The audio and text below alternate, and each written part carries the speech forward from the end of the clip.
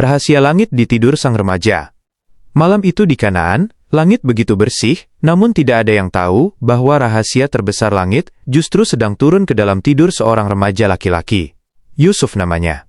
Usianya masih belia, wajahnya memancarkan cahaya yang berbeda, sebuah ketampanan yang kelak akan menjadi legenda, tapi malam itu, bukan wajahnya yang menjadi pusat cerita, melainkan mimpinya. Dalam tidurnya yang lelap, Yusuf melihat pemandangan yang mengguncang jiwanya. Ia melihat 11 bintang, matahari, dan bulan. Benda-benda angkasa yang agung itu turun dari orbitnya, mendekat, dan kemudian melakukan sesuatu yang mustahil. Mereka bersujud kepadanya. Sujud penghormatan, bukan penyembahan. Yusuf terbangun dengan napas tertahan. Jantungnya berdegup kencang. Ini bukan bunga tidur biasa. Ada pesan ilahiyah yang berat di sana. Pagi harinya, dengan polos ia berlari menemui ayahnya, Nabi Yakub AS. Yakub adalah seorang nabi yang hatinya peka. Begitu mendengar Yusuf bercerita, "Wahai ayahku, sesungguhnya aku bermimpi melihat 11 bintang, matahari dan bulan. Kulihat semuanya bersujud kepadaku." Wajah Yakub berubah. Ada binar bangga, namun seketika disusul bayangan kekhawatiran yang mendalam. Yakub memeluk putranya erat, seolah ingin melindunginya dari bahaya yang belum terlihat. Dengan suara berbisik, ia berkata, "Anakku, janganlah engkau ceritakan mimpimu itu kepada saudara-saudaramu." "Mengapa? Mengapa kabar gembira harus disembunyikan?" Yakub tahu betul sifat manusia, bahkan darah dagingnya sendiri. Ia mencium aroma dengki yang mulai menguap dari kamar-kamar kakak-kakak Yusuf. Mimpi ini adalah tanda kemuliaan Yusuf di masa depan. Dan bagi hati yang sakit, kemuliaan orang lain adalah racun yang menyakitkan. Yakub melanjutkan peringatannya, "Asteris, maka mereka akan membuat makar untuk membinasakanmu. Sesungguhnya, setan itu adalah musuh yang nyata bagi manusia." Yusuf terdiam. Ia baru saja belajar pelajaran pertama menjadi orang terpilih. Menjaga rahasia adalah kunci keselamatan. Namun, apakah rahasia itu benar-benar aman? Atau dinding-dinding rumah itu punya telinga? Bersambung ke part 2. Part 2. Bisikan ular di hati saudara. Di luar kamar Yakub, angin padang pasir berhembus panas, namun tidak sepanas hati 10 putra Yakub lainnya. Mereka adalah pemuda-pemuda yang kuat, gagah, penopang keluarga, namun mereka merasa kerdil setiap kali melihat tatapan ayah mereka kepada Yusuf dan adiknya, Bunyamin. Kecemburuan adalah api yang aneh, ia tidak membakar orang yang dicemburui, ia membakar wadahnya sendiri. Mereka berkumpul, jauh dari pendengaran sang ayah. Yahuda, Ruben, dan yang lainnya duduk melingkar dengan wajah masam. "Sesungguhnya Yusuf dan saudaranya lebih dicintai oleh ayah kita daripada kita sendiri." Salah satu dari mereka memulai keluhan itu. Kalimat itu seperti pemantik api di tumpukan jerami kering. "Padahal kita adalah satu golongan yang kuat," seru yang lain dengan nada tersinggung. Mereka merasa ketidakadilan sedang terjadi. Mereka yang bekerja keras menggembala ternak, mereka yang menjaga keamanan keluarga, tapi kenapa si kecil Yusuf yang selalu dimanja? Mengapa tatapan mata Yakub selalu melembut hanya untuk Yusuf? Logika mereka telah tertutup kabut hasad. Mereka tidak melihat kesolehan Yusuf. Mereka hanya melihat posisi Yusuf. "Ayah kita benar-benar dalam kekeliruan yang nyata," tuduh mereka. Betapa mengerikannya rasa iri, ia bahkan mampu membuat seorang anak menyebut ayahnya, yang seorang nabi, sesat dalam kasih sayang. Diskusi itu semakin gelap, keluhan berubah menjadi rencana. Rencana berubah menjadi niat jahat. Seseorang dari mereka, dengan suara dingin yang membelah keheningan, melontarkan ide gila itu. Ide yang akan mengubah sejarah keluarga ini selamanya. "Bunuh saja Yusuf," katanya datar. "Atau, buang dia ke tempat yang jauh, supaya perhatian ayah tertumpas sepenuhnya kepada kita saja." Hening. Ide pembunuhan itu menggantung di udara. Membunuh adik sendiri, darah daging sendiri, demi sebuah perhatian. Tapi setan membisikkan penenang yang licik. "Setelah itu, kalian bisa bertaubat dan menjadi orang-orang yang soleh." Rencana jahat yang dibungkus dengan harapan tobat palsu. Namun, di tengah kegelapan itu, masih ada satu suara yang ragu. Sebuah suara yang akan menentukan nasib Yusuf selanjutnya. Apakah Yusuf akan mati di tangan saudaranya sendiri? Bersambung ke part 3. Part 3, siasat serigala berbulu domba. Tidak semua hati di lingkaran itu sepenuhnya hitam. Ada keraguan yang menyeruak.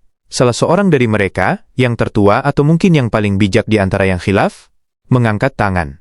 "Janganlah kamu membunuh Yusuf," katanya. "Membunuh adalah dosa yang tak bisa dicuci dengan mudah." Bayangan darah adik mereka di tangan sendiri terlalu mengerikan. "Tetapi masukkan saja dia ke dasar sumur," usulnya sebagai jalan tengah, "supaya dia dipungut oleh beberapa musafir yang lewat, jika kamu hendak berbuat." rencana berubah. Bukan pembunuhan, tapi pembuangan. Pengasingan. Bagi Yusuf kecil, dibuang ke sumur gelap sendirian mungkin tak kalah menakutkan dari kematian, tapi bagi saudara-saudaranya, ini adalah cara membersihkan tangan mereka. Mereka tidak membunuhnya, alamlah yang akan menentukan nasibnya. Kesepakatan tercapai. Kini, tantangan terberat menanti. Bagaimana mengambil Yusuf dari pelukan Yakub yang sangat protektif? Mereka butuh skenario. Mereka butuh akting terbaik. Keesokan harinya, mereka menghadap Yakub. Wajah-wajah yang semalam penuh kebencian, kini dipasang topeng manis penuh kasih sayang. Wahai ayah kami, kata mereka dengan nada memelas yang dibuat-buat. Asteris, apa sebabnya engkau tidak mempercayai kami terhadap Yusuf? Padahal sesungguhnya kami benar-benar menginginkan kebaikan baginya. Yakub menatap anak-anaknya. Hatinya yang tajam merasakan ketidakberesan. Firasat seorang nabi jarang meleset. Biarkanlah dia pergi bersama kami besok pagi. Bujuk mereka lagi, Asteris, agar dia bisa bersenang-senang dan bermain-main. Dan sesungguhnya kami pasti menjaganya. Mereka menggunakan kartu kasih sayang kakak adik dan kebutuhan bermain anak untuk memanipulasi Yakub. Yakub berada di posisi sulit. Menolak berarti menuduh anak-anaknya sendiri jahat. Mengiyakan berarti melawan firasat buruknya. Yakub menjawab dengan jujur, sesungguhnya kepergian kamu bersamanya amat menyedihkanku. Dan ia mengungkapkan ketakutan terbesarnya, sebuah ketakutan yang kelak justru akan dijadikan alibi oleh anak-anaknya. Tautkan kedot dan aku khawatir kalau dia dimakan serigala, sedang kamu lengah daripadanya. Kata kunci telah terucap, serigala. Tanpa sadar, Yakub baru saja memberikan naskah skenario bagi kejahatan anak-anaknya. Bersambung ke part 4. Part 4, Perjalanan menuju kegelapan. Para kakak itu tersenyum tipis. Jika dia dimakan serigala, sedang kami ini satu golongan yang kuat, sesungguhnya kami tentulah orang-orang yang merugi, bantah mereka dengan argumen gagah. Bagaimana mungkin serigala berani mendekat jika dikawal 10 pemuda kekar? Yakub akhirnya luluh, bukan karena percaya penuh, tapi mungkin karena takdir Allah memang harus berjalan. Ia melepaskan tangan kecil Yusuf, tatapan perpisahan itu begitu dalam. Yakub merapikan baju Yusuf, baju yang kelak akan kembali kepadanya dengan cerita berbeda. Mereka berangkat. Awalnya, saat masih terlihat oleh pandangan Yakub, mereka memperlakukan Yusuf dengan lembut, menggandengnya, mengajaknya bicara. Namun, begitu bayangan rumah menghilang di balik bukit, begitu mereka masuk ke pedalaman padang pasir yang sunyi, topeng itu runtuh. Cengkraman tangan yang lembut berubah menjadi kasar. Senyum berubah menjadi hardikan. Yusuf kecil bingung. Mengapa kakak-kakaknya berubah? Kakak, kenapa kau mencubitku? Kakak, kenapa kau mendorongku? Tidak ada jawaban kasih sayang. Hanya tawa mengejek dan dorongan kasar. Yusuf, anak yang terbiasa dimanja, kini diseret menuju takdirnya yang kelak. Ketakutan mulai merayapi hatinya. Ia melihat ke sekeliling, padang tandus, sunyi, dan 10 pasang mata yang menatapnya seperti musuh. Mereka tiba di sebuah sumur tua. Sumur Juk, tempat persinggahan para musafir yang jarang dikunjungi. Bibir sumur itu gelap, menganga seperti mulut raksasa yang siap menelan. Mereka melucuti baju Yusuf. Baju indah pemberian ayah yang menjadi simbol cinta itu direnggut paksa. Yusuf memohon, menangis, memanggil nama ayahnya. Ayah, tolong aku. Mereka akan membunuhku. Tapi teriakan itu hanya memantul di dinding batu. Saudara-saudaranya tidak peduli. Hati mereka telah membatu. Dengan tega, mereka mengangkat tubuh kecil itu. Yusuf meronta, kaki kecilnya menendang-nendang udara. Ke dalam kau pergi, wahai anak kesayangan. Biur. Tubuh Yusuf meluncur ke kegelapan, jatuh ke air dingin di dasar sumur. Gelap, dingin, dan sunyi. Di atas sana, ia melihat lubang sumur yang mengecil, dan wajah saudara-saudaranya yang mengintip tanpa rasa iba. Mereka meninggalkannya. Sendirian. Bersambung ke part 5. Part 5. Dusta di atas kemeja. Di dasar sumur, Yusuf menggigil. Bukan hanya karena dinginnya air, tapi karena trauma pengkhianatan. Namun, di saat titik terendah itulah, Allah hadir. Wahyu turun menenangkan hatinya yang guncang. Sesungguhnya engkau akan menceritakan kepada mereka perbuatan mereka ini, sedang mereka tidak menyadarinya. Sebuah janji bahwa ini bukan akhir. Ini baru permulaan, dan suatu hari nanti, Yusuf yang akan memegang kendali. Sementara itu di atas, misi kejahatan berlanjut ke tahap kedua, alibi. Mereka menyembelih seekor hewan, kambing atau domba, lalu mengambil baju Yusuf yang tadi mereka rampas. Dengan darah hewan itu, mereka melumuri baju Yusuf, membuat noda-noda merah yang mengerikan, seolah-olah baju itu sobek tercabik-cabik. Tapi, ada satu kesalahan fatal dalam skenario mereka. kesalahan konyol para penjahat amatir. Mereka lupa merobek baju itu. Bajunya utuh, hanya berlumuran darah. Mana ada serigala yang memakan mangsa tanpa merobek bajunya. Matahari terbenam. Waktunya pulang. Mereka harus berakting lagi. Malam itu, Kanaan dipecahkan oleh suara tangisan massal. 10 pemuda pulang sambil menangis meraung-raung. Sebuah sandiwara air mata. Mereka datang menghadap Yakub yang menunggu dengan cemas di depan pintu. "Wahai ayah kami," isak mereka, "sesungguhnya kami pergi berlomba-lomba memanah, dan kami tinggalkan Yusuf di dekat barang-barang kami, lalu dia dimakan serigala." Kalimat itu meledak di telinga Yakub. Ketakutan terbesarnya terjadi. Mereka menyodorkan bukti palsu itu. Kemeja berdarah. "Dan engkau tentu tidak akan percaya kepada kami, sekalipun kami adalah orang-orang yang benar." Yakub mengambil baju itu. Tangannya gemetar. Ia mendekatkan kain itu ke wajahnya, mencium aroma darah, tapi matanya yang jeli melihat kejanggalan itu. Baju itu utuh. Yakub menatap anak-anaknya dengan pandangan hancur namun tajam. Ia tahu mereka berbohong. Serigala macam apa yang begitu sopan memakan manusia tanpa merusak bajunya? "Sebenarnya," kata Yakub dengan suara berat menahan tangis, "dirimu sendirilah yang memandang baik perbuatan buruk itu bagimu." Yakub menolak mempercayai skenario mereka, tapi ia juga tak punya daya untuk mencari Yusuf saat itu. Ia memilih jalan para kekasih Allah. "Maka kesabaran yang baik itulah kesabaranku. Dan Allah sajalah yang dimohon pertolongannya terhadap apa yang kamu ceritakan." Malam itu, Yakub menangis dalam kesabaran yang pahit. Sementara Yusuf, di dasar sumur yang gelap, menatap satu bintang yang bersinar di lubang sumur, menunggu takdir selanjutnya. Part 6. Ember harapan dan pengkhianatan kedua. 3 hari, 3 malam. Yusuf bertahan di kegelapan sumur. Lapar, haus, dan ketakutan telah menjadi temannya. Namun, telinganya yang tajam menangkap suara langkah kaki. Bukan 1 atau 2 orang, tapi rombongan. Suara onta mendengus, suara percakapan asing.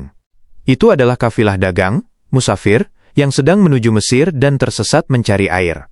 Seorang penimba air dari kafilah itu mendekat ke sumur Jub. Ia mengulurkan timbanya ke bawah. "Semoga ada air yang segar," pikirnya. Ketika timba itu ditarik, terasa berat. Bukan berat air, tapi beban hidup. Yusuf kecil bergelantungan pada tali timba itu, wajahnya pucat namun tetap memancarkan cahaya. Penimba air itu terperanjat, lalu berseru girang, "Asteris, ya Busira. Oh, kabar gembira. Ada seorang anak muda." Bagi pedagang zaman itu, menemukan anak laki-laki yang sehat dan tampan bukan berarti menemukan anak hilang untuk dipulangkan, melainkan menemukan aset untuk dijual. Mereka menyembunyikan Yusuf di antara barang dagangan, takut ada yang mengklaimnya. Namun, drama belum selesai. Saudara-saudara Yusuf ternyata mengintai dari jauh. Melihat Yusuf selamat dan diangkat kafilah, mereka tidak bersyukur. Mereka justru mendatangi kafilah itu dengan wajah garang. "Ini budak kami yang kabur," dusta mereka tanpa rasa malu. Yusuf terdiam. Jika ia mengaku sebagai anak merdeka dan mereka adalah saudaranya, mungkin mereka akan membunuhnya di situ juga. Diam adalah satu-satunya cara bertahan hidup. Di depan mata Yusuf, saudara-saudaranya melakukan transaksi jual-beli. Mereka menjual adik kandung mereka sendiri. Darah daging Nabi Yakub ditukar dengan kepingan perak. Bersambung ke part 7. Part 7. Harga murah untuk manusia paling mulia. Tawar-menawar itu terjadi dengan cepat dan menyakitkan. Saudara-saudara Yusuf tidak peduli dengan uang, mereka hanya ingin Yusuf lenyap sejauh mungkin dari Kanaan. "Kami jual dia dengan harga murah," kata mereka. Kitab suci mencatat transaksi itu dengan detail yang miris. Darahim ma'duduh, beberapa dirham saja yang bisa dihitung dengan jari. Mereka menjual calon nabi, calon penguasa Mesir, hanya seharga uang jajan. Mereka melepaskan Yusuf dengan zuhud, tidak tertarik sama sekali, seolah membuang sampah. Yusuf diikat. Ia menatap wajah saudara-saudaranya untuk terakhir kali. Tidak ada penyesalan di mata mereka, hanya kepuasan karena masalah mereka akhirnya pergi. Kafilah itu pun bergerak membawa Yusuf meninggalkan tanah kelahirannya. Perjalanan menuju Mesir sangat panjang dan melelahkan.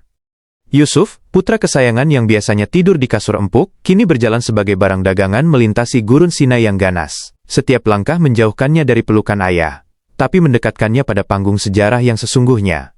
Mesir saat itu adalah pusat peradaban dunia. Piramida menjulang, sungai Nil mengalir, dan pasar-pasarnya ramai dengan segala jenis manusia. Ketika kafilah tiba di pasar budak Mesir, ketampanan Yusuf menjadi buah bibir. Meski berdebu dan lusuh, aura kemuliaan tidak bisa disembunyikan. Orang-orang berkumpul, penawaran dimulai. Kali ini, harganya bukan lagi beberapa dirham. Orang-orang tahu ini bukan anak sembarangan. Hingga akhirnya, seorang bangsawan tinggi negara datang menawar.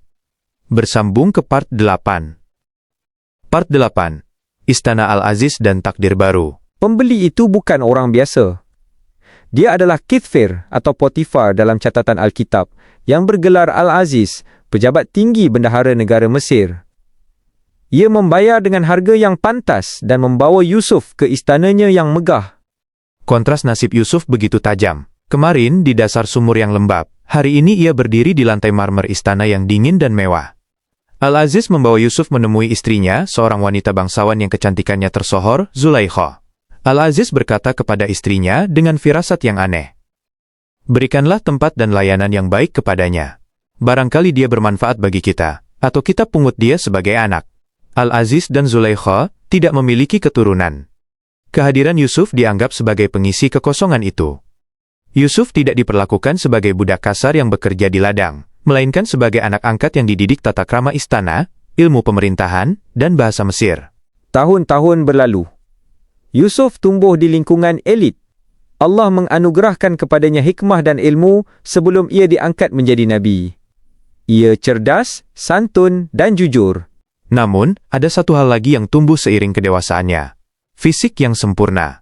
Diriwayatkan bahwa Yusuf diberi separuh dari ketampanan seluruh dunia. Wajahnya seperti bulan purnama, tubuhnya tegap, dan karismanya meluluhkan hati siapa saja yang memandang. Dan di dalam istana itu, ada sepasang mata yang mulai memandangnya bukan lagi sebagai anak angkat, melainkan sebagai dambaan laki-laki. Bersambung ke part 9.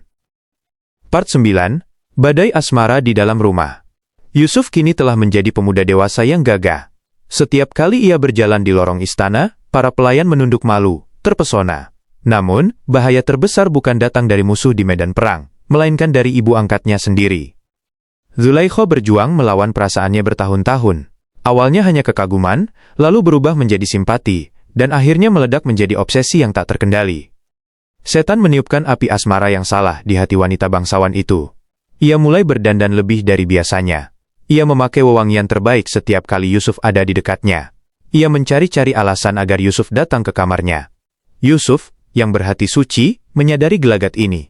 Ia berusaha menjaga jarak, menundukkan pandangan, dan bersikap profesional. Namun sikap dingin Yusuf justru membuat Zulaikha semakin penasaran.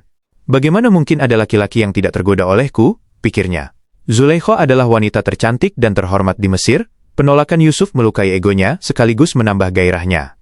Suasana istana menjadi gerah. Udara penuh ketegangan. Zulaikha tidak tahan lagi. Ia merancang sebuah jebakan. Sebuah momen di mana tidak akan ada saksi mata, tidak ada pelayan, dan tidak ada jalan keluar bagi Yusuf. Pada suatu siang yang sunyi, saat Al-Aziz sedang sibuk di kantor pemerintahan, Zulaikha memanggil Yusuf ke bagian pribadi istana. Yusuf melangkah masuk dengan niat mematuhi perintah majikan, tanpa menyadari bahwa ia sedang berjalan masuk ke dalam ujian keimanan terberat bagi seorang laki-laki. Bersambung ke part 10. Part 10, Pintu-pintu yang terkunci. Yusuf masuk ke dalam ruangan itu. Seketika, Zulaikha bergerak cepat. Ia tidak hanya menutup satu pintu, tapi mengunci pintu-pintu berlapis yang menuju ruangan itu. Glek, glek. Suara kunci diputar terdengar seperti vonis mati bagi kesucian. Zulaikha berbalik. Ia telah berdandan dengan sangat memikat, menanggalkan rasa malunya. Dengan suara yang penuh hasrat, ia berkata singkat namun jelas. Hai Talak, kemarilah. Aku siap untukmu. Jantung Yusuf berdegup kencang. Ini adalah situasi yang mustahil. Dia seorang pemuda lajang yang sehat, di depannya ada wanita cantik jelita yang mengajak, di tempat yang aman dari penglihatan manusia, dan dia adalah bawahan yang harus patuh. Secara logika manusiawi, sangat mudah untuk jatuh. Tapi Yusuf bukan pemuda biasa. Di momen kritis itu, yang muncul di benaknya bukanlah nafsu, melainkan wajah Tuhannya, dan wajah tuannya yang telah berbuat baik padanya. Yusuf berseru tegas, mundur menjauh, Ma'adallah, aku berlindung kepada Allah. Sungguh tuanku, suamimu, telah memperlakukan aku dengan baik. Sesungguhnya orang-orang yang zalim tiada akan beruntung. Yusuf menolak mentah-mentah. Ia menolak mengkhianati Allah dan ia menolak menjadi pengkhianat bagi Al-Aziz yang telah merawatnya. Zulaikha terkejut. Penolakan itu membuatnya marah dan nekat. Yusuf melihat kilatan nafsu bercampur amarah di mata wanita itu. Ia tahu kata-kata tidak lagi berguna. Hanya satu jalan keluar, lari. Yusuf berbalik badan dan berlari sekencang-kencangnya menuju pintu keluar. Zulaikha tidak tinggal diam. Ia mengejar Yusuf dari belakang. Terjadilah kejar-kejaran di dalam kamar itu. Tepat saat tangan Yusuf meraih gagang pintu untuk membukanya, tangan Zulaikha berhasil mencengkeram bagian belakang baju Yusuf. Zulaikha menariknya kuat-kuat, agar Yusuf tidak pergi. Krik! Baju gamis Yusuf robek besar dari belakang. Dan pada detik yang sama, pintu terbuka. Di sana, berdiri Al-Aziz dengan wajah terkejut melihat istri dan anak angkatnya dalam posisi yang sangat mencurigakan. Bersambung ke part 11. Suasana semakin tegang. Yusuf tertangkap basah dalam situasi yang serba salah. Part 11. Lidah yang lebih tajam dari pedang. Hening yang mematikan. 3 orang berdiri di ambang pintu dalam kecanggungan yang luar biasa. Yusuf dengan napas terengah-engah, Zulaikha dengan wajah merah padam, dan Al-Aziz yang menatap nanar.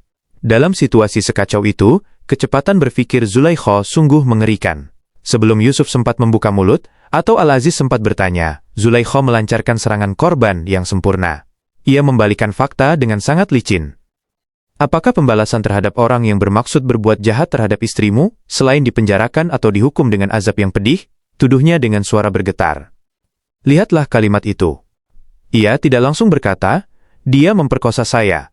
Tapi ia bertanya tentang hukumannya. Ini adalah manipulasi psikologis tingkat tinggi untuk menanamkan di benak suaminya bahwa kejahatan sudah terjadi, dan sekarang tinggal bicara vonis. Ia memposisikan Yusuf sebagai agresor yang hina. Yusuf, meski dalam posisi terpojok sebagai anak angkat dan bawahan, tidak tinggal diam. Ia membela harga dirinya dan kesuciannya. Dengan tenang namun tegas ia berkata, dialah yang menggoda diriku untuk menundukkan diriku. 2 kesaksian yang bertolak belakang. 1 dari istri tercinta yang berkuasa, 1 dari anak angkat yang terpercaya. Al-Aziz bingung. Siapa yang berbohong? Jika ia salah menuduh istri, rumah tangganya hancur. Jika ia salah menghukum Yusuf, ia menzolimi orang baik. Ketegangan itu dipecahkan oleh suara ketiga. Seseorang dari keluarga Zulaikha sendiri, seorang yang bijak, hadir di sana. Beberapa riwayat menyebut tetangga atau sepupu yang sedang berkunjung.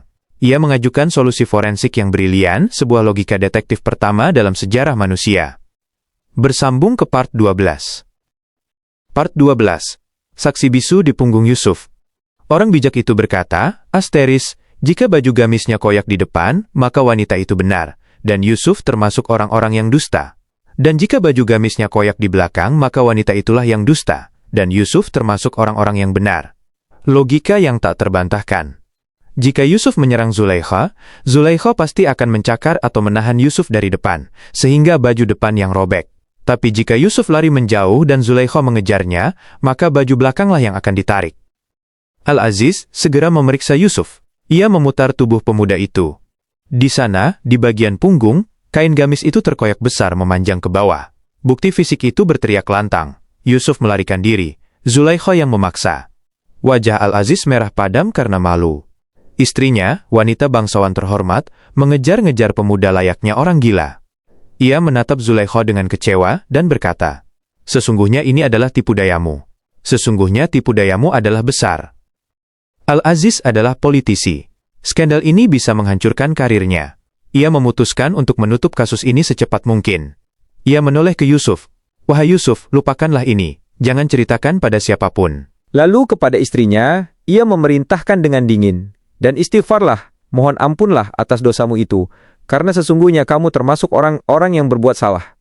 Kasus ditutup, pintu ditutup. Al-Aziz mengira rahasia itu aman di dalam dinding istana. Tapi ia lupa, istana punya ribuan telinga, dan pelayan punya mulut. Bersambung ke part 13. Part 13, desas-desus kota mengguncang. Mesir gempar. Kabar burung terbang lebih cepat dari anak panah. Berita bahwa istri Al-Aziz yang agung tergila-gila pada budak Ibraninya sendiri. Bocor ke kalangan sosialita kota. Di pasar-pasar elit, di tempat pemandian para wanita bangsawan, topik utamanya cuma satu, Zulaikha. Mereka berbisik-bisik dengan nada mengejek, menikmati kejatuhan moral wanita yang selama ini mereka anggap angkuh. Imro'atul Aziz tura'awidu fata'aha. Istri Al-Aziz menggoda bujangnya. Sungguh cintanya kepada bujangnya itu sudah merasuk ke dalam lipatan hatinya. Sesungguhnya kami memandangnya dalam kesesatan yang nyata. Kata-kata mereka pedas. Bagaimana mungkin seorang wanita kelas atas jatuh cinta pada barang dagangan? Ini aib bagi kaum bangsawan. Mereka tidak mengerti siapa Yusuf. Mereka hanya melihat status sosialnya. Zulaikha mendengar gunjingan itu. Telinganya panas. Ia tahu teman-temannya itu bukan benar-benar peduli moral. Mereka hanya senang melihat Zulaikha jatuh. Rasa malunya berubah menjadi amarah, dan amarahnya melahirkan sebuah rencana jenius yang mengerikan. Kalian mengejekku karena kalian belum melihatnya, batin Zulaikha. Baiklah. Aku akan tunjukkan pada kalian alasanku gila. Aku akan buat kalian merasakan apa yang aku rasakan. Zulaikha menyusun undangan pesta. Sebuah perjamuan minum teh, banquet yang mewah. Ia mengundang semua wanita yang paling keras mencemoohnya. Bersambung ke part 14. Part 14. Perjamuan pisau dan buah. Hari perjamuan tiba. Ruangan dihias megah dengan bantal sandaran yang empuk. Ithaka, para wanita sosialita Mesir, datang dengan pakaian terbaik mereka. Senyum manis di bibir, namun membawa racun cemoohan di hati. Zulaikha menyambut mereka dengan ramah, seolah tidak tahu bahwa merekalah yang menggunjingnya. Hidangan dikeluarkan.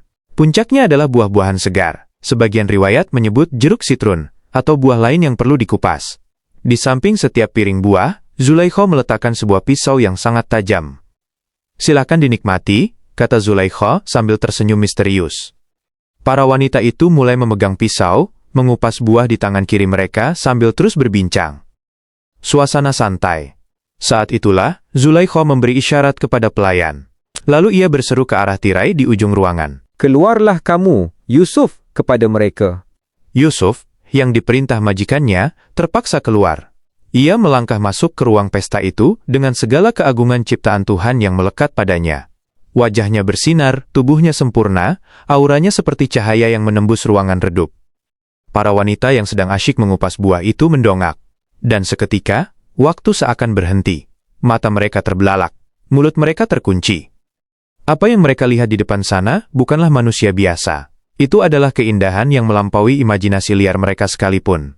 Akal sehat mereka hilang seketika, terhipnotis oleh pesona Yusuf. Bersambung ke part 15. Part 15, darah yang tak terasa. Tanpa sadar, tangan mereka yang memegang pisau terus bergerak. Mata mereka menatap lekat wajah Yusuf, tapi tangan mereka tidak lagi mengupas kulit buah. Pisau tajam itu menembus kulit buah, lalu menembus daging buah, dan terus menekan hingga sret. Pisau itu mengiris jari-jari tangan mereka sendiri. Darah menetes. Luka menganga. Tapi anehnya, tak ada satupun yang menjerit. Tak ada yang merasa sakit. Otak mereka begitu sibuk memproses keindahan Yusuf, hingga sinyal rasa sakit terputus. Maha sempurna Allah, desis mereka tanpa sadar. Aktris ini bukanlah manusia. Sesungguhnya ini tidak lain hanyalah malaikat yang mulia. Mereka yang tadinya mengejek Zulaikha, kini takluk dalam detik pertama. Zulaikha tersenyum puas. Ia berdiri, melihat tangan-tangan berdarah tamu-tamunya. Inilah momen kemenangannya. Itulah orangnya yang kamu mencela aku, karena tertarik kepadanya, kata Zulaikha lantang. Ia tidak lagi malu, ia merasa tervalidasi. Sesungguhnya aku telah menggoda dia untuk menundukkan dirinya, tetapi dia menolak. Zulaikha kini membuka kartu terbukanya. Ia tidak lagi sembunyi-sembunyi. Di depan semua orang, ia memberikan ultimatum mengerikan kepada Yusuf. Cinta yang ditolak, kini berubah menjadi ancaman kekuasaan. Dan sesungguhnya jika dia tidak mentaati apa yang aku perintahkan kepadanya, niscaya dia akan dipenjarakan dan dia akan termasuk golongan orang yang hina. Yusuf berdiri di sana, dikelilingi wanita-wanita yang kini menatapnya dengan lapar, dan ancaman penjara di depan mata. Pilihan hidupnya tinggal dua. Berzina dan hidup nyaman di istana, atau menjaga iman dan membusuk di penjara bawah tanah. Yusuf mengangkat wajahnya ke langit. Jawabannya akan mengguncang hati siapapun yang mendengarnya. Bersambung ke part 16. Yusuf kini menghadapi dilema terbesar dalam hidupnya. Part 16. Penjara adalah kebebasan. Di tengah kepungan wanita-wanita elit yang kehilangan akal sehat itu, Yusuf merasa tercekik. Udara di istana yang wangi parfum kini terasa seperti racun. Tawaran Zulaikha dan ancaman penjara bergaung di telinganya. Bagi kebanyakan pria, pilihan itu mudah, nikmat sesaat dan selamat dari hukuman. Tapi Yusuf melihat dengan mata hati. Ia tahu bahwa kenikmatan maksiat adalah penjara jiwa yang sebenarnya, sementara penjara fisik adalah tempat di mana jiwanya bisa bebas bercengkrama dengan Tuhan. Yusuf mengangkat tangannya, berdoa dengan suara yang menggetarkan langit. Wahai Tuhanku, penjara lebih aku sukai daripada memenuhi ajakan mereka kepadaku. Dan jika engkau tidak hindarkan aku dari tipu daya mereka, tentu aku akan cenderung untuk memenuhi keinginan mereka. Dan tentulah aku termasuk orang-orang yang bodoh. Allah menjawab doa tulus itu. Allah memalingkan Yusuf dari tipu daya mereka. Namun, skandal itu harus ditutup. Al-Aziz dan para pejabat Al-Mala' berunding. Meski bukti menunjukkan Yusuf tidak bersalah, membiarkan Yusuf bebas berkeliaran sama saja membiarkan aib istri pejabat terus menjadi buah bibir. Harus ada kambing hitam. Keputusan politik diambil. Yusuf harus dipenjara. Bukan untuk menghukum kejahatan, tapi untuk membungkam gosip. Hari itu, Yusuf digiring keluar dari istana. Tangan yang suci itu dibelenggu. Ia berjalan tegak memasuki gerbang penjara yang gelap. Ia masuk sebagai orang yang dizolimi, namun hatinya tenang. Ia lebih memilih dinding batu yang dingin daripada pelukan hangat yang haram. Bersambung ke part 17. Part 17, Dua Sahabat Sel dalam Kegelapan. Penjara Mesir adalah tempat di mana harapan mati. Gelap, lembab, dan penuh dengan penjahat kelas kakap. Namun, sejak kedatangan Yusuf, suasana penjara berubah. Yusuf tidak meratapi nasibnya. Ia justru menjadi cahaya di tempat itu. Ia menjenguk yang sakit, menghibur yang sedih, dan mendamaikan yang bertengkar. Ketulusan dan akhlaknya membuat para tahanan dan sipir menaruh hormat padanya. Ia dijuluki Al-Muhsin, orang yang berbuat kebaikan. Suatu hari, masuklah dua tahanan baru. Mereka bukan kriminal biasa. Keduanya adalah pelayan raja. Satu adalah penuang anggur, Saki, dan satu lagi pembuat roti. Mereka dituduh berkonspirasi, meracuni raja. Di suatu pagi, kedua pemuda itu bangun dengan wajah pucat. Mereka mendekati Yusuf, sosok yang mereka anggap paling bijak di sana. Wahai Yusuf, kata si penuang anggur, sesungguhnya aku bermimpi melihat diriku memeras anggur. Pembuat roti pun ikut bercerita. Dan aku bermimpi melihat diriku membawa roti di atas kepalaku, lalu sebagiannya dimakan burung. Mereka memohon, berikanlah kepada kami takwilnya. Sesungguhnya kami memandangmu termasuk orang-orang yang pandai menafsirkan mimpi. Yusuf tersenyum. Ia tahu arti mimpi itu. Tapi sebelum menjawab, Yusuf melakukan tugas utamanya sebagai nabi. Ia tidak langsung memberi ramalan. Ia memberi dakwah. Ia mengenalkan mereka pada Tuhan yang satu, mengajak mereka meninggalkan berhala Mesir, baru kemudian menjawab teka-teki itu. Bersambung ke part 18. Part 18, Vonis Hidup dan Mati. Setelah menyampaikan pesan tauhid, wajah Yusuf berubah serius. Ia menatap kedua temannya itu. Takwil mimpi adalah bagian dari kenabian, dan kebenarannya mutlak seperti cahaya subuh. Kepada si penuang anggur, Yusuf berkata dengan nada optimis, adapun salah seorang di antara kamu, penuang anggur, maka ia akan memberi minum tuannya dengan khamar. Ia akan bebas dan bekerja kembali. Lalu Yusuf menoleh kepada si pembuat roti. Matanya menyiratkan kesedihan, namun kebenaran harus disampaikan. Adapun yang seorang lagi, maka ia akan disalib, lalu burung memakan sebagian dari kepalanya. Suasana hening mencekam. Itu bukan sekadar mimpi, itu adalah vonis masa depan. Telah diputuskan perkara yang kamu tanyakan kepadaku itu, tegas Yusuf. Tak ada revisi. Sebelum mereka berpisah, Yusuf menitipkan satu pesan penting kepada si penuang anggur yang akan selamat. Sebuah usaha manusiawi, ikhtiar, untuk mencari keadilan. Sebutlah namaku, ceritakan keadaanku, kepada tuanmu, Raja, pesan Yusuf. Ia ingin Raja tahu, bahwa ada orang tak bersalah yang mendekam di penjara karena fitnah. Pintu penjara terbuka. Si penuang anggur dibebaskan, si pembuat roti dibawa menuju tiang gantungan. Takdir berjalan tepat seperti kata-kata Yusuf. Namun, ada satu hal yang luput. Bersambung ke part 19. Part 19, Setan dan Lupa yang Memanjang. Si penuang anggur kembali ke istana. Ia kembali mengenakan seragam kebesarannya, menuangkan anggur terbaik kecawan emas raja setiap malam. Hidupnya kembali nyaman. Namun, setan memainkan peran liciknya. Setan membuat penuang anggur itu lupa sama sekali pada janjinya kepada Yusuf. Setiap kali ia berdiri di samping raja, nama Yusuf terhapus dari ingatannya. Tidak ada pembelaan, tidak ada cerita tentang orang suci di penjara. Yusuf menunggu. Hari berganti minggu, minggu berganti bulan, bulan berganti tahun. Tidak ada kabar, tidak ada pemanggilan ulang. Harapan manusiawinya pupus.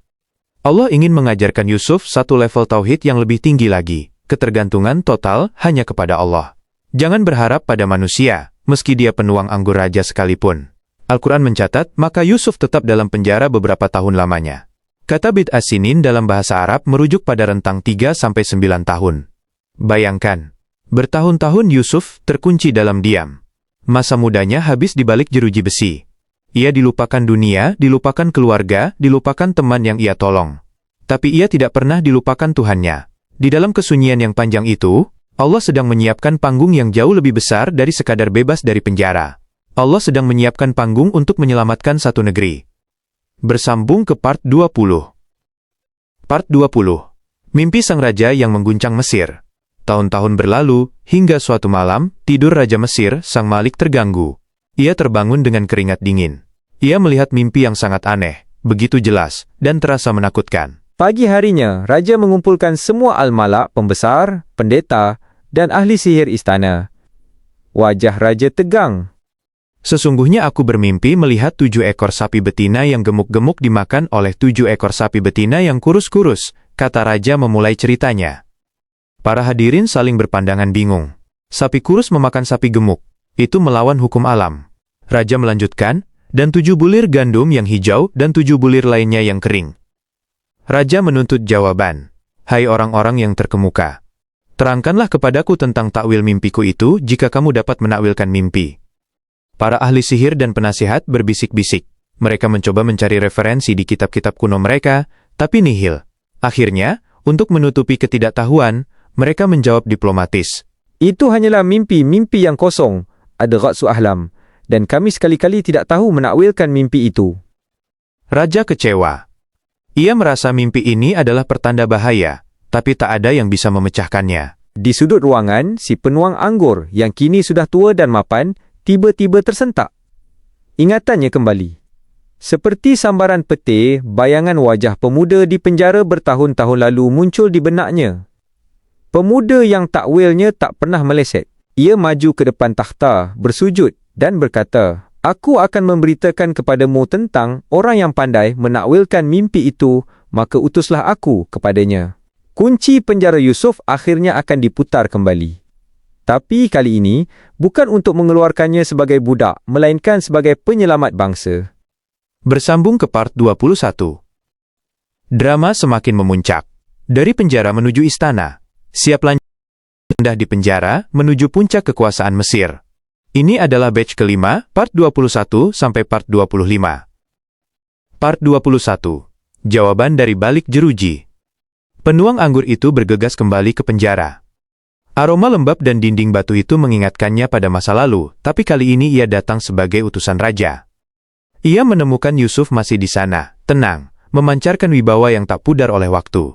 "Yusuf, wahai orang yang sangat dapat dipercaya," serunya, "terangkanlah kepada kami tentang 7 ekor sapi betina yang gemuk-gemuk, yang dimakan oleh 7 ekor sapi betina yang kurus-kurus." Yusuf tidak marah, karena dilupakan bertahun-tahun. Ia tidak menuntut. "Kenapa baru sekarang kau datang?" Hatinya terlalu luas untuk dendam. Yusuf fokus pada keselamatan umat manusia. Yusuf langsung memberikan tafsir yang akurat. "Supaya kamu bertanam 7 tahun, lamanya, sebagaimana biasa. 7 sapi gemuk adalah 7 tahun masa subur, di mana sungai Nil akan meluap dan panen melimpah. 7 sapi kurus adalah 7 tahun masa pacaklik, kemarau panjang, yang akan menghabiskan semua cadangan makanan. Ini adalah bencana nasional. Jika Mesir tidak bersiap, kelaparan akan memusnahkan peradaban mereka." Namun, Yusuf tidak berhenti hanya sebagai penafsir mimpi. Ia bertindak sebagai konsultan ekonomi. Ia memberikan solusi teknis. Bersambung ke part 22. Part 22, Strategi Ketahanan Pangan. Yusuf memberikan instruksi detail manajemen logistik. "Maka apa yang kamu tuai, hendaklah kamu biarkan di bulirnya, kecuali sedikit untuk kamu makan." Ini adalah teknologi penyimpanan pangan kuno yang jenius. Gandum yang disimpan masih dengan bulir kulitnya akan tahan lama dan tidak mudah busuk atau dimakan hama selama bertahun-tahun. Yusuf memerintahkan penghematan besar-besaran, austerity, di masa subur untuk bertahan di masa sulit. Ia menutup penjelasannya dengan kabar gembira, yang bahkan tidak ada dalam mimpi raja. Kemudian, sesudah itu, 14 tahun, akan datang tahun yang padanya manusia diberi hujan, dengan cukup, dan di masa itu mereka memeras anggur. Penuang anggur itu tertegun. Ia berlari kembali ke istana dan menyampaikan semua kata-kata Yusuf. Raja Mesir, seorang yang cerdas, segera menyadari bahwa ini bukan jawaban orang sembarangan. Ini adalah jawaban seorang genius. Raja berseru dengan antusias, "Bawalah dia kepadaku." Raja memerintahkan Yusuf segera dibebaskan. Pintu penjara dibuka lebar-lebar. Utusan raja datang menjemput Yusuf dengan membawa surat pengampunan. Kebebasan sudah di depan mata. Siapapun pasti akan lari keluar menghirup udara bebas. Tapi Yusuf, dia diam di tempatnya. Bersambung ke part 23. Part 23. Harga sebuah kehormatan. Yusuf menolak untuk keluar. Utusan raja bingung. "Tuan, raja memanggilmu. Anda bebas." Yusuf menggeleng tegas. Ia tidak mau keluar sebagai mantan narapidana yang diampuni belas kasih raja. Ia ingin keluar sebagai orang suci yang terbukti tidak bersalah. Jika ia keluar sekarang, desas-desus tentang dirinya yang mencoba memperkosa istri Al-Aziz akan tetap menempel seumur hidup. Yusuf berkata kepada utusan itu, "Asterisk, kembalilah kepada tuanmu dan tanyakanlah kepadanya bagaimana halnya wanita-wanita yang telah melukai tangannya. Sesungguhnya Tuhanku maha mengetahui tipu daya mereka." Yusuf menuntut rehabilitasi nama baik. Ia ingin kasus lamanya dibuka kembali. Ia ingin pengadilan ulang. Raja semakin kagum. Pemuda ini punya harga diri yang luar biasa. Raja segera memerintahkan penyelidikan. Semua wanita yang hadir di pesta Zulaikha bertahun-tahun lalu dikumpulkan kembali, termasuk Zulaikha sendiri. Di hadapan raja, pertanyaan diajukan. "Bagaimana keadaanmu ketika kamu menggoda Yusuf untuk menundukkan dirinya?" Para saksi wanita itu, yang dulu mengiris tangan mereka, kini bersaksi jujur. "Maha sempurna Allah, kami tiada mengetahui sesuatu keburukan daripadanya." Kini, mata semua orang tertuju pada satu wanita, Zulaikha. Wajahnya mungkin sudah menua, dimakan rasa bersalah dan rindu yang menyiksa selama bertahun-tahun. Inilah saat kebenaran. Bersambung ke part 24.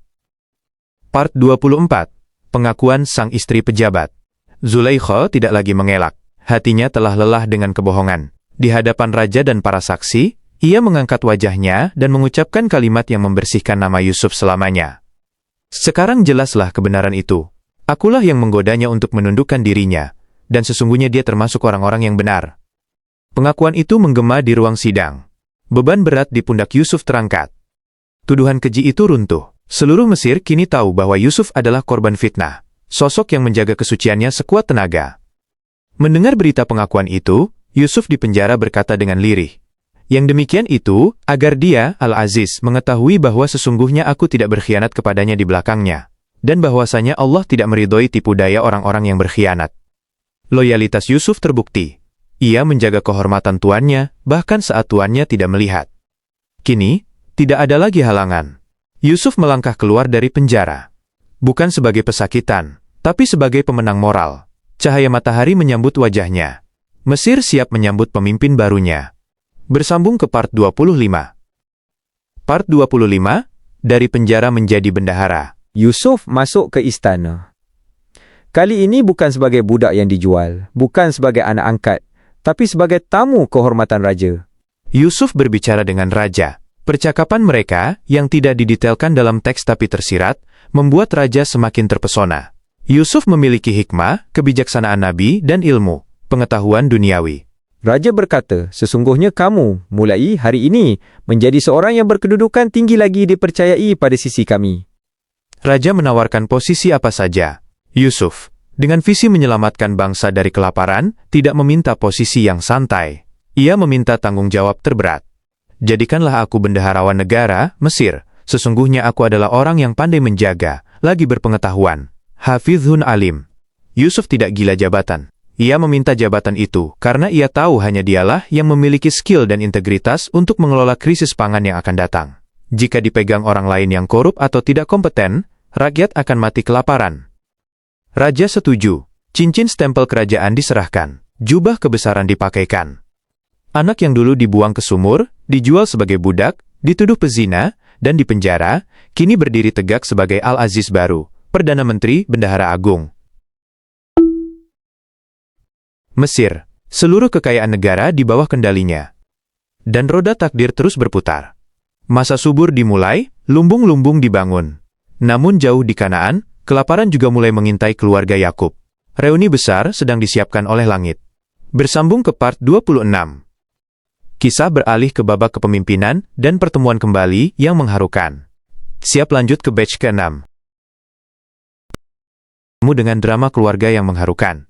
Yusuf kini memegang kendali atas nasib banyak orang. Ini adalah batch ke-6, part 26 sampai part 30. Part 26, Lumbung-lumbung kehidupan. 7 tahun pertama kepemimpinan Yusuf adalah masa kerja keras yang disiplin. Di saat rakyat masih terlena dengan panen yang melimpah, Yusuf bekerja bagaikan mesin. Ia membangun silo-silo raksasa, mengatur distribusi, dan mendidik rakyat untuk berhemat. Yusuf tidak hanya duduk di singgasana. Ia turun ke lapangan, memastikan setiap butir gandum tercatat. Ia tahu, kelalaian satu hari bisa berarti kematian ribuan orang di masa depan. Lalu, berubahlah roda waktu. 7 tahun kesuburan berakhir. Langit berhenti menurunkan hujan. Sungai Nil menyusut. Tanah merekah kering. Angin panas berhembus membawa debu kematian. Masa pacaklik, kemarau panjang, telah tiba. Persis seperti mimpi raja.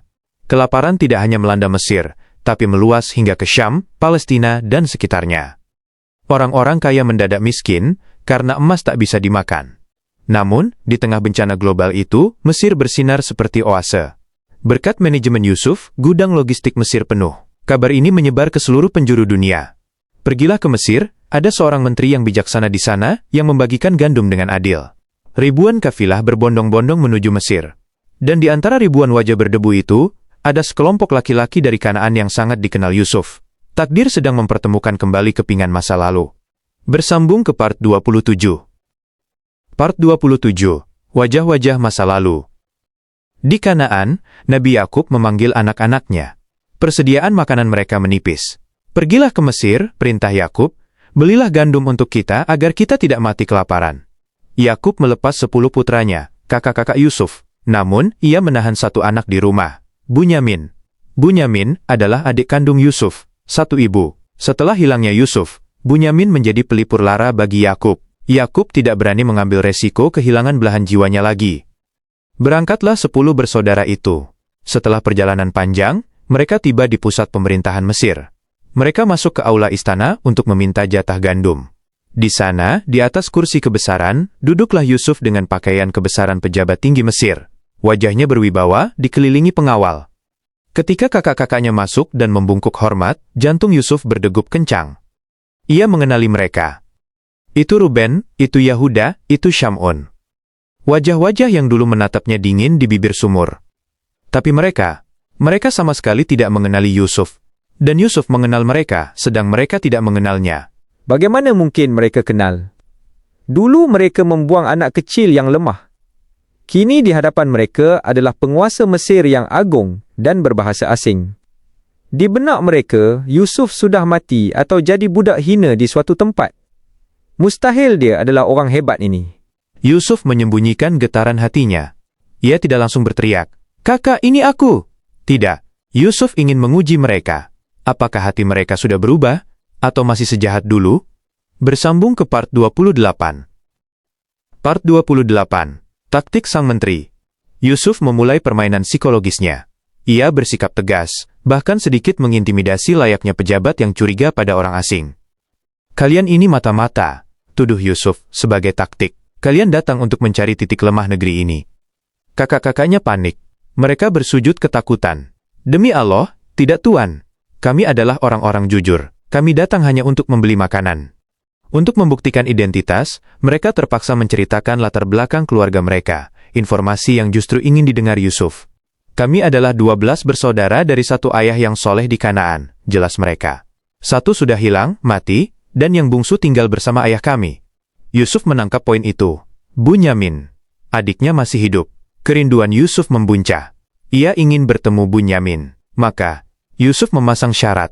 "Jika kalian jujur, bawalah saudaramu yang sebapak itu, Bunyamin, kepadaku," perintah Yusuf dingin. "Jika kalian tidak membawanya di kedatangan berikutnya, maka tidak ada jatah gandum lagi bagimu, dan jangan kamu mendekatiku lagi." Mereka terdesak. Membawa Bunyamin adalah hal mustahil, karena ayah mereka sangat protektif. Tapi jika tidak dibawa, keluarga mereka akan mati kelaparan di musim depan. Bersambung ke part 29. Part 29. Barang yang dikembalikan. Yusuf memerintahkan pelayannya untuk mengisi karung-karung mereka dengan gandum yang melimpah. Namun, Yusuf melakukan satu tindakan rahasia yang menunjukkan kemuliaan sekaligus kecerdasannya. Ia memerintahkan pelayan, masukkanlah barang-barang, wang penukar mereka ke dalam karung mereka, supaya mereka mengetahuinya apabila mereka telah kembali kepada keluarganya. Yusuf mengembalikan uang pembayaran mereka secara diam-diam. Tujuannya ada dua. 1. Kasih sayang. Yusuf tidak tega memakan harta ayah dan saudaranya di saat susah. 2. Strategi. Ketika mereka menemukan uang itu, mereka akan merasa berhutang budi atau merasa wajib mengembalikannya. Ini menjamin mereka akan kembali lagi ke Mesir. Kakak-kakaknya pulang dengan hati lega karena membawa gandum, tapi berat karena membawa ultimatum. Bawa Bunyamin atau jangan kembali. Sesampainya di Kanaan, mereka menceritakan ancaman menteri Mesir itu kepada Yakub. Wahai ayah kami tidak akan dapat jatah lagi kecuali kami membawa saudara kami, Bunyamin. Lepaskanlah dia pergi bersama kami. Yakub menolak mentah-mentah. Trauma masa lalu bangkit kembali. Apakah aku akan mempercayakan dia kepadamu seperti aku telah mempercayakan saudaranya Yusuf kepada kamu dahulu? Sindir Yakub tajam. Kepercayaan itu sudah rusak. Bersambung ke part 30. Part 30, janji setia di bawah langit. Perdebatan sengit terjadi di rumah Yakub. Anak-anaknya mendesak karena kebutuhan perut, ayahnya bertahan karena cinta. Lalu, ketika mereka membuka karung gandum, mereka terkejut. Uang emas mereka ada di sana, dikembalikan utuh.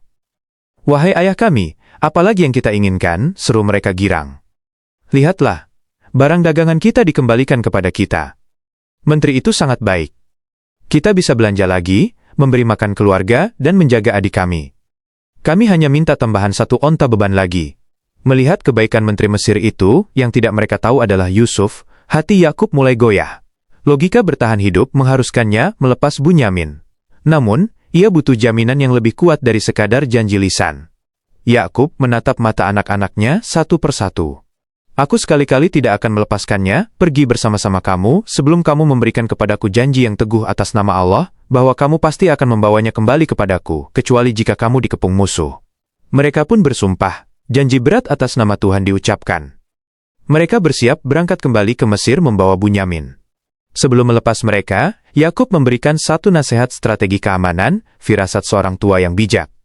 Hai anak-anakku, janganlah kamu masuk dari satu pintu gerbang, dan masuklah dari pintu-pintu gerbang yang berlain-lain. Yakub khawatir rombongan 11 laki-laki gagah masuk bersamaan akan menarik perhatian jahat, pandangan mata hasad belik ain, atau dicurigai pengawal. Berangkatlah mereka. Bunyamin ada di antara mereka, menuju pelukan kakak yang tak pernah ia kenal wajah dewasanya. Di Mesir, Yusuf sedang menyiapkan skenario berikutnya, menahan Bunyamin agar tetap tinggal bersamanya. Bersambung ke part 31. Skenario reuni semakin dekat. Apakah Anda ingin lanjut ke bagian-bagian terakhir? Ini adalah part 31 sampai part 35. Part 31. Pelukan rahasia di meja perjamuan. Rombongan 11 bersaudara itu tiba di Mesir. Yusuf menyambut mereka dengan jamuan makan yang mewah. Sesuai adat, Yusuf mengatur tempat duduk mereka, 2 orang 1 meja. Karena jumlah mereka ganjil, 11 orang, Bunyamin tersisa sendirian.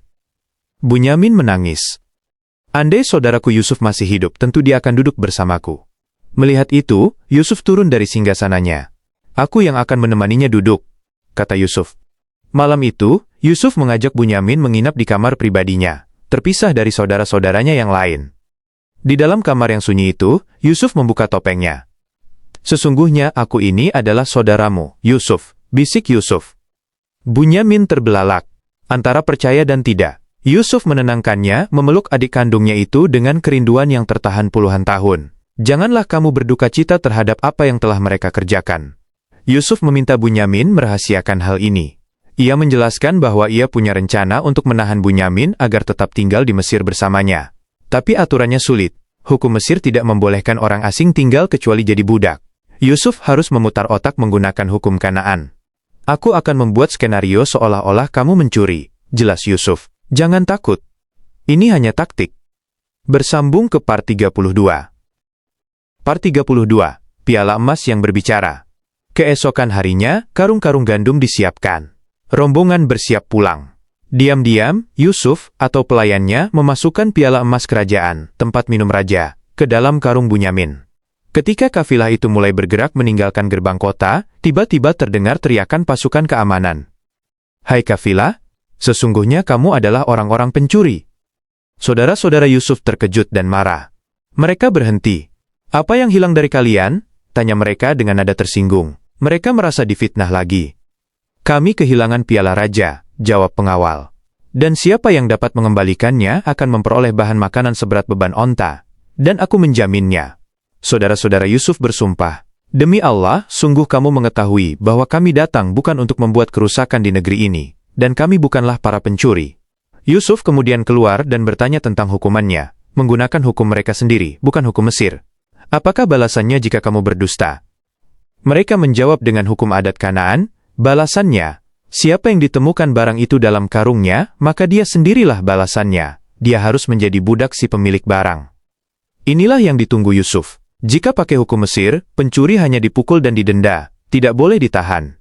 Tapi dengan hukum Kanaan, pencuri jadi budak. Yusuf berhasil menjebak mereka dengan hukum mereka sendiri. Bersambung ke part 33. Part 33.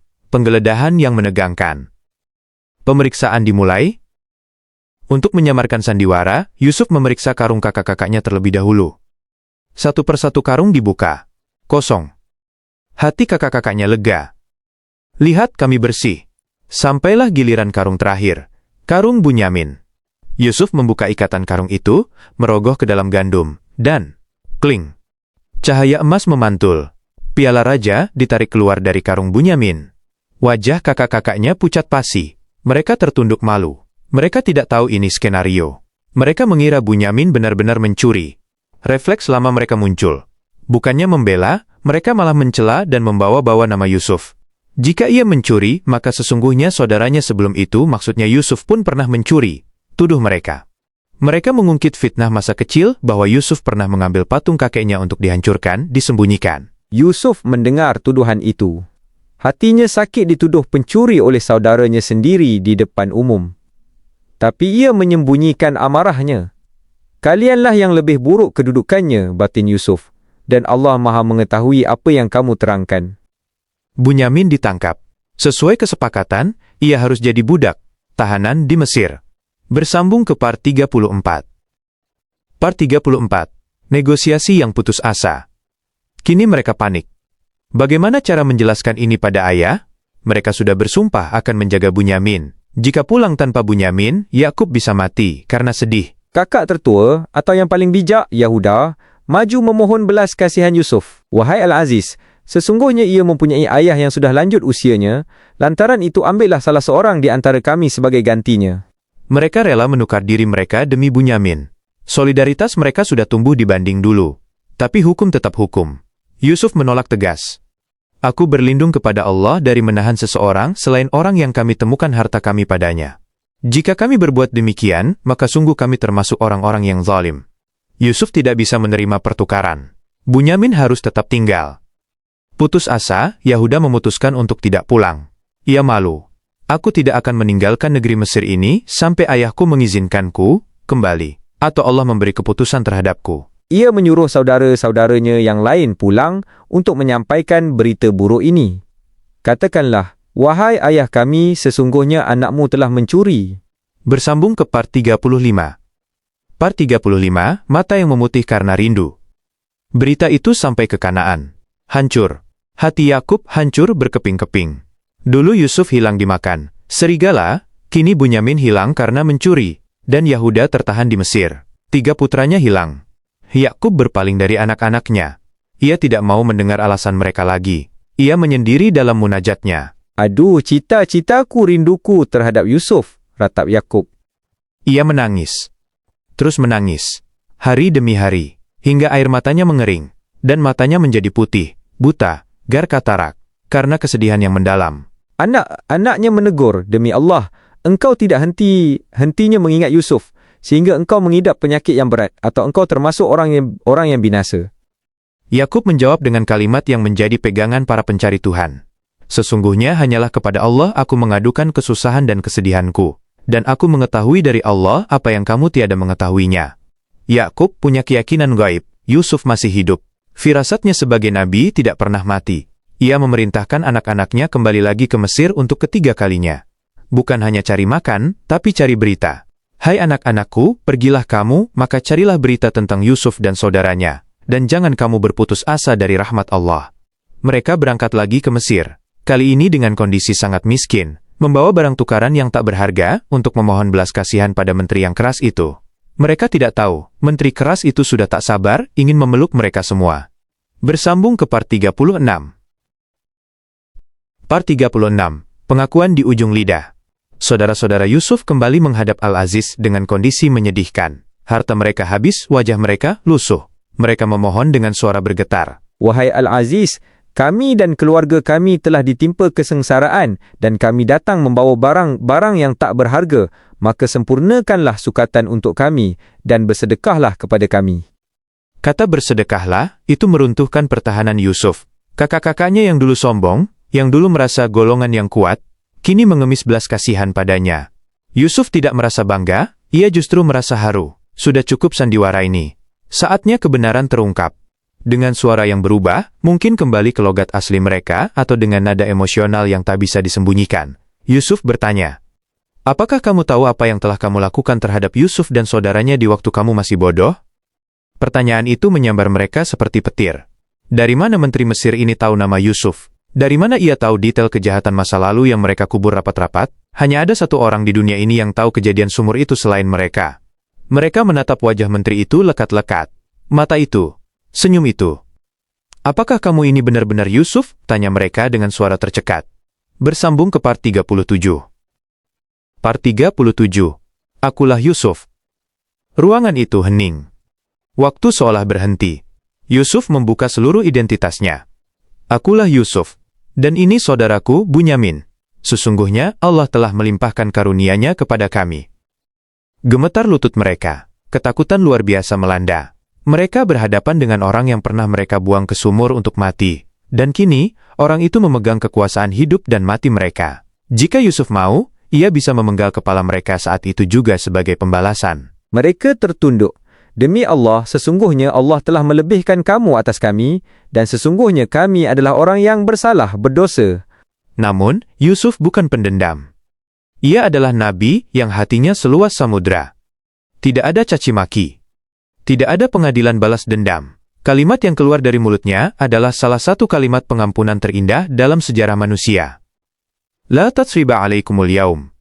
Tidak ada cercaan dendam terhadap kamu pada hari ini. Mudah-mudahan Allah mengampuni kamu, dan Dia adalah Maha Penyayang di antara para penyayang. Yusuf memaafkan mereka detik itu juga. Ia menyuruh mereka melupakan masa lalu dan fokus pada masa depan, menyelamatkan ayah mereka. Bersambung ke part 38. Part 38. Baju penyembuh luka. Yusuf bertanya tentang keadaan ayahnya. Mereka menceritakan kebutaan Yakub akibat tangis yang tak henti. Yusuf segera melepas gamisnya.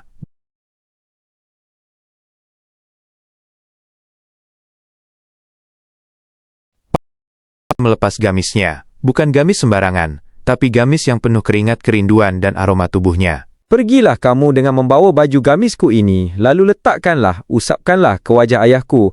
Nanti ia akan melihat kembali, perintah Yusuf. Dan bawalah keluargamu semuanya kepadaku.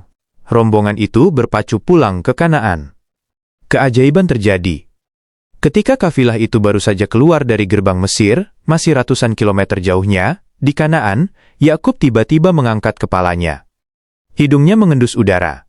"Sesungguhnya aku mencium bau Yusuf," kata Yakub dengan wajah berseri. "Sekiranya kamu tidak menuduhku lemah akal." Orang-orang di sekitarnya mencemooh, "Demi Allah, sesungguhnya kamu masih dalam kekeliruanmu yang dahulu." Mereka pikir itu halusinasi orang tua yang pikun. Tapi Yakub benar. Angin membawa kabar gembira lebih cepat dari onta. Ketika pembawa kabar, Al-Bashir tiba, ia langsung melemparkan baju Yusuf ke wajah Yakub. Seketika, mata yang putih itu kembali hitam. Cahaya kembali masuk. Yakub bisa melihat. "Bukankah telah aku katakan kepadamu, bahwa aku mengetahui dari Allah apa yang kamu tidak mengetahuinya?" ucap Yakub sambil mendekap baju anaknya. Penantian puluhan tahun terbayar lunas. Bersambung ke part 39. Part 39. Reuni agung di tanah Mesir. Kanaan ditinggalkan. Keluarga besar Yakub, Bani Israel, hijrah total ke Mesir. Iring-iringan besar itu disambut secara kenegaraan. Yusuf keluar dari istana, menunggu di perbatasan kota. Saat kereta Yakub tiba, Yusuf tak bisa menahan diri. Ia berlari, memeluk ayahnya. Dua nabi Allah berpelukan dalam tangis bahagia, yang mengguncang hati siapa saja yang melihatnya. Perpisahan yang menyakitkan itu akhirnya sembuh. Yusuf membawa orang tuanya, ayah dan ibu bibinya, masuk ke istana utama. Masuklah kamu ke negeri Mesir insya Allah dalam keadaan aman. Yusuf, sang penguasa, tidak duduk di singgasana sambil membiarkan orang tuanya di bawah. Ia menaikkan kedua orang tuanya ke atas singgasana, mendudukkan mereka di tempat tertinggi. Dan pada saat itulah, momen puncak dari mimpi masa kecil itu terjadi. Ayah, ibu, dan 11 saudaranya, semuanya secara spontan membungkuk/bersujud. Sujud penghormatan bukan penyembahan, kepada Yusuf sebagai tanda takzim atas kemuliaannya. Bersambung ke part 40. Part 40. Mimpi yang menjadi nyata. Yusuf menatap pemandangan itu. 11 saudara, bintang, ayah, matahari, dan ibu bulan, semuanya bersujud menghormatinya. Yusuf berbisik kepada ayahnya, "Wahai ayahku, inilah takwil mimpiku yang dahulu itu. Sesungguhnya Tuhanku telah menjadikannya kenyataan." Yusuf tidak membanggakan dirinya. Ia mengembalikan semua kredit kepada Allah. Dan sesungguhnya Tuhanku telah berbuat baik kepadaku, ketika Dia membebaskan aku dari penjara, dan ketika membawa kamu dari dusun padang pasir, setelah syaitan merusakkan hubungan antaraku dan saudara-saudaraku. Cerita tidak ditutup dengan pesta pora kekuasaan. Yusuf, di puncak kejayaannya sebagai Perdana Menteri dan orang yang dicintai rakyat, justru berdoa memohon kematian yang baik. Ia tahu dunia ini sementara. Di akhir kisahnya, Yusuf menengadahkan tangan. "Ya Tuhanku, sesungguhnya Engkau telah menganugerahkan kepadaku sebagian kerajaan, dan telah mengajarkan kepadaku sebagian takwil mimpi. Wahai Tuhan, pencipta langit dan bumi, Engkaulah pelindungku di dunia dan di akhirat. Wafatkanlah aku dalam keadaan Islam, dan gabungkanlah aku dengan orang-orang yang soleh. Tawaffani musliman, wa alhiqni bis solehin." Kisah Nabi Yusuf AS berakhir bukan dengan ia menjadi raja dunia, tapi dengan kerinduan menjadi hamba yang selamat di akhirat. Sebuah epik tentang cinta, pengkhianatan, kesabaran, dan takdir Allah yang tak pernah salah. Tamat. Semoga kisah ini bermanfaat dan